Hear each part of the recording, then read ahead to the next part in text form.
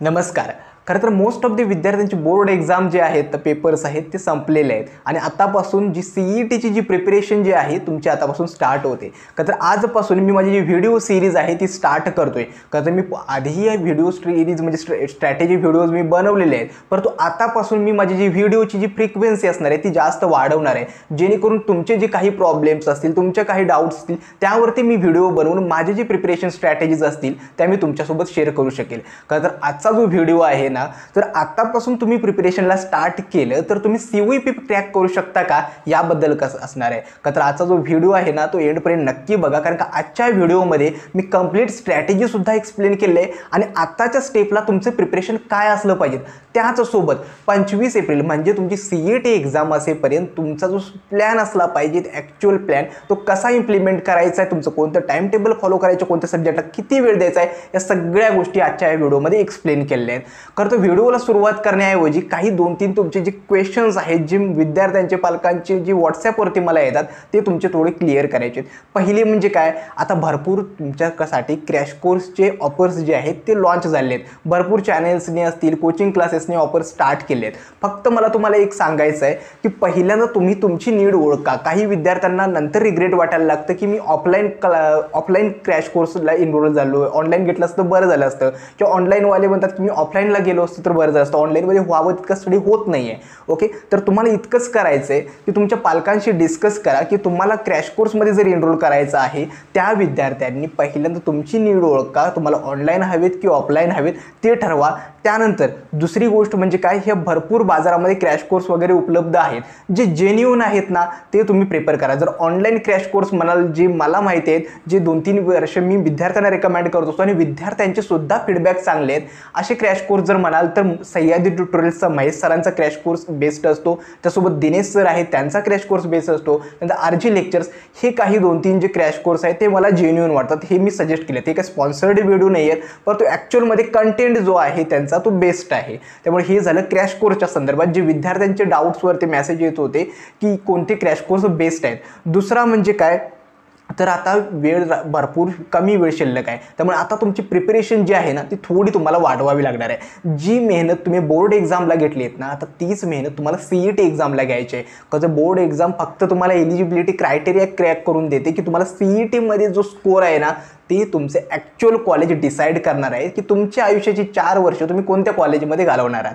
त्यामुळे आता जी प्रिपरेशन आहे ना ती अर्धी लढाई तुमची संपलेली आहे की तुम्ही बोर्ड एक्झाम क्रॅक करून झालेला आहेत, परंतु आता वेळ आहे ती म्हणजे तुमची CETची प्रिपरेशन बूस्ट करायची. आणि पुढचे जे 30 ते 40 ते 45 दिवस आहेत ना, मी ठरवलं आहे की येत्या 2 दिवसात माझा जो नेक्स्ट व्हिडिओ असणार आहे, लवकरच आम्ही मिशन VJTI COEP नावाचा एक व्हिडिओ रिलीज करणार आहोत. त्यामध्ये तुम्हाला कम्प्लिटली तुमची जे ऑनलाईन सेशन्स कंडक्ट करणार आहे आणि तुमचे जे काही डाऊट्स असतील ना ते आम्ही क्लिअर करणार आहे. तर तुम्हाला काय करायचं आहे, डिस्क्रिप्शनमध्ये दिलेल्या व्हॉट्सॲप ग्रुपमध्ये नक्की जॉईन व्हा. का, कारण का या ग्रुपमध्ये मी लवकरच जे ऑनलाईन जे मीटिंगच्या लिंक्स वगैरे असतील ना त्या मी सेंड करणार आहे, जेणेकरून तुमचे काही प्रॉब्लेम्स असतील ना ते आम्ही तुम्हाला डिस्कस करणार आहे. तुम्हाला स्ट्रॅटेजी व्हिडिओ सांगणार आहे की तुम्हाला या स्टेपला हे करावं लागेल. आणि काहीही डाऊट असतील तरीसुद्धा तुम्ही मला कमेंट सेक्शनमध्ये कळवतच चला. आता येतो व्हिडिओच्या मेन कंटेंटवरती, ते म्हणजे काय, तर तुम्हाला COEPची कोणती ब्रँच क्रॅक करायचे हे खूप महत्त्वाचं आहे. कारण का COEPमध्ये बघाल ना तर कॉम्प्युटर इंजिनिअरिंग ब्रँचला 120चा इंटेक आहे आणि कट ऑफ जर बघाल तर 99.90च्या अराउंडमध्ये असतो.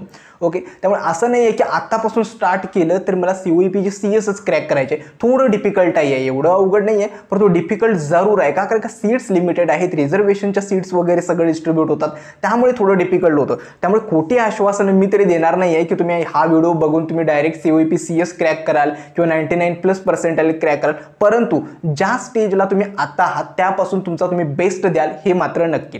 दुसरं, आता मला एक विचारायचं आहे की COEPची जी इतर ब्रँचेस आहेत त्याबद्दल जरा बोलायचं झालं तर COEP क्रॅक करणं इतकं डिफिकल्ट आहे का? मुळीच नाही आहे. मला वाटतं 2021-22 बॅचचा एक स्टुडंट होता, पर्सेंटाईल 84 पर्सेंटाईल होतं. मेटलर्जी ब्रँच COEPची मिळाली होती. मला अजूनही आठवतं कारण का त्याच्या स्पॉट राऊंडला आम्ही त्याला सजेस्ट केलं होतं की COEPची स्पॉट राऊंड अटेंड कर. COEPच्या स्पॉट राऊंडला 84 पर्सेंटाईलवरती मेटलर्जी ब्रँच मिळते. हे स्पॉट राऊंडवरती हे लक बेसिसवर असतं. हे स्पॉट राऊंड वगैरे काय असतील ना हे मी येणाऱ्या व्हिडिओमध्ये तुम्हाला सांगेल. परंतु सांगण्याचा उद्देश तुम्हाला इतकाच आहे की COEP क्रॅक करणे इतकंही डिफिकल्ट नाही आहे. फक्त तुम्हाला काय करायची थोडी एक्स्ट्रा मेहनत एफर्ट्स घ्यावे लागणार आहेत. आणि असं नाही आहे, मी बघतो ना विद्यार्थी आता म्हणजे सुरुवातीला त्यांचं एम हेच असतं की मला COEPच हवं आहे. परंतु नंतर बहुतांश विद्यार्थी काय करतात, मला कॉम्प्युटर इंजिनिअरिंग हवं आहे, IT हवं आहे, CSIT रिलेटेड ब्रँचेस हवेत. त्यामुळे टेक ब्रँचेसकडे वळतात इन्स्टिट्यूट ऑफ म्हणजे COEPच्या ज्या COEPच्या ज्या कोर ब्रँचेस आहेत इलेक्ट्रिकल, मेकॅनिकल, सिव्हिल त्या घेण्याऐवजी विद्यार्थी काय करतात तर CS रिलेटेड ब्रँचेस प्रेफर करतात. हे तुम्हाला काउन्सिलिंगच्या वेळी समजेलच. आता येतो जर COEP क्रॅक करायचं आहे तर आतापासून माझी प्रिपरेशन काय असली पाहिजे. पहिलं म्हणजे काय, तुमचं आतापासून ज्या वेळेपासून तुम्ही व्हिडिओ आता बघताय त्यावेळेपासून ते 10 एप्रिल हा जो पिरियड असणार आहे ना यामध्ये तुम्हाला काय करायचं आहे तर तुमचा मॅक्सिमम सिलेबस कव्हर करायचा आहे. हे यासाठी कारण का होतं असं की विद्यार्थ्यांना काय वाटतं की मी सिलेबस थोडा इनकम्प्लीट ठेवला तरी चालेल, परंतु तसं नाही आहे. माझं तुम्हाला सजेशन काय असलं पाहिजे, केमिस्ट्री खूप इझी येतं त्यामुळे स्किप चॅप्टर्स करू नका. मॅथ्स थोडं मॉडरेट लेवलचं नक्कीच असणार आहे, परंतु मॅथ्सचा एकही क्वेश्चन स्किप करू नका. हे यासाठी सांगतो कारण का काही वेळा होतं असं आपण इझी चॅप्टर्स किंवा आपल्याला जे चॅप्टर्स आवडतात ते करून जातो आणि ते नेमकं त्यातून डिफिकल्ट क्वेश्चन्स विचारले जातात. त्याचा इफेक्ट जो आहे तो पुढच्या क्वेश्चन्सवर होतो. त्यामुळे असं करायचं नाही आहे. 10 एप्रिलपर्यंत तुम्हाला मॅक्सिमम सिलेबस कव्हर करायचा आहे. आता सिलेबस कव्हर करायचं म्हणजे करायचं आहे काय नेमकं, पहिलं म्हणजे काय तर कमीत कमी वेळ तुमचा थिअरीवर गेला पाहिजे. हे यासाठी थिअरी म्हणजे फक्त तुम्हाला ती थिओरिटिकल कन्सेप्ट्स माहिती पाहिजेत की ॲक्च्युअलमध्ये फॉर्म्युला कसा वरतो. आणि मोस्टली फिजिक्ससाठी होतं. फिजिक्समध्ये तुम्हाला डायरेक्ट फॉर्म्युला बेस्ड कोणती थोडीच म्हणजे न्यूमरिकल्स विचारले जाणार आहेत. मोस्ट ऑफ द जे न्यूमरिकल्स असणार आहेत ना ते असणार आहेत फॉर्म्युलाज मॅनिप्युलेट करून असणार. हे फिजिक्ससाठी. त्यामुळे थिअरी कव्हर करताना कमीत कमी वेळ तुम्ही थिअरीवरती फोकस करा आणि जास्तीत जास्त वेळ तुमचा कंझ्युम करा ते PYQ सॉल्व्ह करण्यासाठी. लक्षात ठेवा PYQज खूप इम्पॉर्टंट आहे. मी मागच्या भरपूर व्हिडिओजमध्ये सांगितलं आहे की विद्यार्थी काय करतात, कोणतेही पब्लिकेशनचं पुस्तक उचलतात आणि ते काय करतात तर क्वेश्चन MCQ सॉल्व्ह करतात. परंतु जे रिलेव्हंट क्वेश्चन्स आहेत जे मागच्या CETमध्ये आलेले आहेत ते सॉल्व्ह करणं खूप गरजेचं आहे आणि त्यासाठी तुम्हाला PYQची गरज नाही. आता PYQज कुठून द्यायचे तर मी एक पुस्तक रेकमेंड करेल, स्कोर बूस्टर, जे विद्यालंकार पब्लिकेशनचं बुक आहे. स्कोर बूस्टर जर तुम्ही प्रिपेअर केलेत ना 2004 ते 2022 पर्यंतचे PYQ चॅप्टर वाईज त्यांनी दिलेले आहेत, ते बेटर राहील तुमच्यासाठी.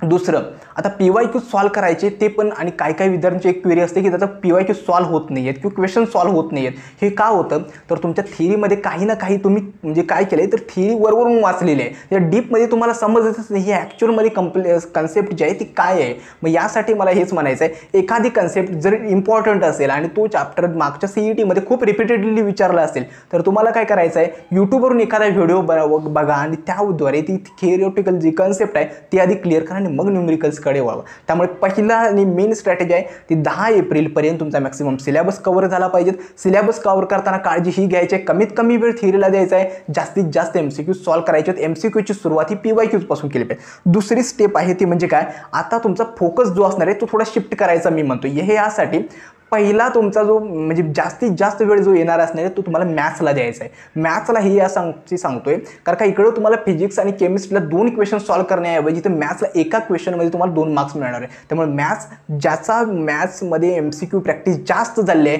त्याला मॅथ्समध्ये काहीही डिफिकल्ट जाणार नाही. त्यामुळे आतापासून काय करायचं, पहिला फोकस मॅथ्सवर असला पाहिजे, दुसरा केमिस्ट्रीला असला पाहिजे आणि तिसरा फिजिक्सला द्यायचा आहे. म्हणजेच काय, ॲप्रॉक्सिमेटली तुम्ही जर 5 तास किंवा 6 तास जर तुम्ही टोटल अभ्यास करणार असाल त्यापैकी 3 तास हे तुमचे जे असणार आहेत ते मॅथ्सला द्यावेत आणि 1.5 तास केमिस्ट्री आणि फिजिक्सला द्यावेत. केमिस्ट्री इझी येतं कारण का ते पूर्ण टेक्स्टबुक बेस्डच असतं. दुसरं, मॅथ्स मॉडरेट लेवलचं येऊ शकतं कारण का मी मागचे पेपर्स जर बघितला कम्पॅरेटिव्हली मॅथ्स वाटतं की JEE मेन्स वगैरे काही नाही आहे. हार्डली काही क्वेश्चन्स हाताच्या बोटांवर मोजण्या इतके जे होते ना ते JEE मेन्स लेवलचे होते, बाकी सगळे मॉडरेट लेवलचे होते. फिजिक्स थोडं मॉडरेट टू डिफिकल्ट असू शकतं, परंतु फिजिक्ससाठी तुम्हाला काय करायचं आहे, फक्त गेल्या 4 वर्षाचे PYQज परफेक्ट करा. हे फिजिक्ससाठी बेस्ट सोल्युशन आहे. फिजिक्सचे जे PYQज जरी परफेक्ट केलेत ना तरी तुमच्यासाठी ते इनफ राहील. आता तिसरी स्ट्रॅटेजी म्हणजे काय, 10 एप्रिलपर्यंत तरी तुम्हाला हेच करायचं आहे की पहिलं म्हणजे काय तुमचा सिलेबस कव्हर करायचा आहे आणि जास्तीत जास्त तुमचे MCQ जे आहेत. तर आता पुढचा जो 10 एप्रिल म्हणजे 11 एप्रिल ते 25 एप्रिलपर्यंतचा जो वेळ आहे ना, त्यामध्ये तुम्हाला काय करायचं याबद्दल सांगतो. यामध्ये पहिलं म्हणजे काय तर तुमच्या ज्या टेस्ट आहेत, मॉक टेस्ट आहेत, ते तुम्ही स्टार्ट करणं म्हणजे सॉल्व करणं स्टार्ट करा. फुल लेंथ टेस्ट जरी असतील ना, ती सॉल्व करणं स्टार्ट करा. ही यासाठी कारण का पहिलं आणि सगळ्यात इम्पॉर्टंट गोष्ट म्हणजे काय, जो स्कोर तुम्ही आता ज्या स्कोरवर तुम्ही स्टँड आउट करता त्या स्कोरपासून तुम्हाला इम्प्रूव्हमेंट करायचे आहे. मी नेहमी सांगत असतो की माझा जो पहिल्या मॉक टेस्टचा स्कोर होता 123 आउट ऑफ 200 होता आणि ॲक्च्युअल CET एक्झाममधला जो स्कोर होता तो होता 162 आउट ऑफ 200. मग तुम्ही विचार करू शकता की 123 पासून मी 160 पर्यंत स्कोर करू शकलो असतो.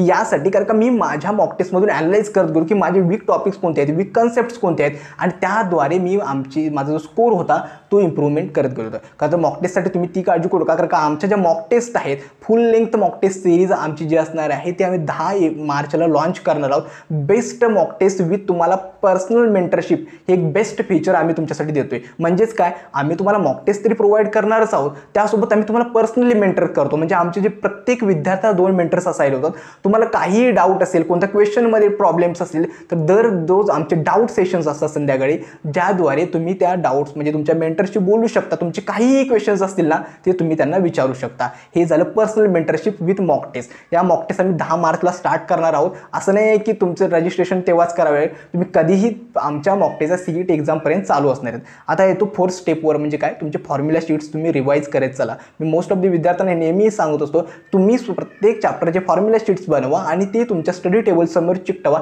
ज्याचा खूप बेनिफिट तुम्हाला एक्झामच्या वेळी होईल. त्यामुळे आतापासून फॉर्म्युला शीट्स बनवा. आणि 5th आहे ते म्हणजे काय, तुमचं रिव्हिजन. लक्षात ठेवा कितीही चॅप्टर्स कव्हर केलेत ना, जोपर्यंत तुम्ही रिव्हिजन करत नाही ना त्यावेळी खूप डिफिकल्ट आहे की ते चॅप्टरचं तुम्हाला ॲक्च्युअलमध्ये ते MCQs वगैरे जे तुमच्या सोबत राहतील. यासाठी रिव्हिजन खूप इम्पॉर्टंट आहे. त्यामुळे ट्राय करायचा. मी एक स्ट्रॅटेजी काय फॉलो करायचं, दर आठवड्याला जेवढं काही सॉल्व केलं आहे, जेवढे काही चॅप्टर्स कव्हर केले ते फक्त समराईज करायचो. आठवड्याच्या एंडिंगला रविवारचं मी समराईज करायचो. त्यामुळे रिव्हिजन तुम्ही नक्की फॉलो करा. कारण या 5 स्टेप्स आहेत ज्या मी तुमच्यासाठी पॉइंट केले आहेत की आतापासून जरी तुम्ही स्टार्ट केलं तरी तुम्ही COP खरंच क्रॅक करू शकता. आणि लक्षात ठेवा की COP क्रॅक करणं इतकं काही डिफिकल्ट नाही आहे. लक्षात ठेवा आतापासून जरी चांगलं प्रिपेअर केलं ना तरी सुद्धा होऊ शकतं. फक्त तुम्हाला एक सांगायचं आहे की डिस्ट्रॅक्शन्सला थोडं बाजूला ठेवा. येणारे 40, 45 किंवा 60 दिवस जे आहेत ना त्यामध्ये डिस्ट्रॅक्शन थोडे बाजूला ठेवा आणि कम्प्लिटली फोकस करा तुमच्या अभ्यासावर. कारण का गेले 2-3 वर्ष जे पेरेंट्सनी तुमच्यावरती मेहनत घेतली, तुमच्यावरती जी इन्व्हेस्टमेंट केली आहे ना त्याची जर तुम्हाला परतफेड करायची असेल तर CET मध्ये एक बेस्ट कॉलेज तुम्हाला मिळवणं ही तुमची जबाबदारी आहे. त्यामुळे आतापासून अभ्यासाला लागा. काहीही हेल्प लागली तर डिस्क्रिप्शनमध्ये दिलेला जो WhatsApp ग्रुप आहे त्यावरती मी आहेच ॲडमिन, त्यामध्ये तुम्ही मला मेसेज करा. कमेंट सेक्शनमध्ये कळवलं तरी चालेल. आजचा हा व्हिडिओ कसा वाटला हे देखील मला कमेंट सेक्शनमध्ये कळवा. आजचा हा व्हिडिओ मी इथेच थांबवतो. धन्यवाद.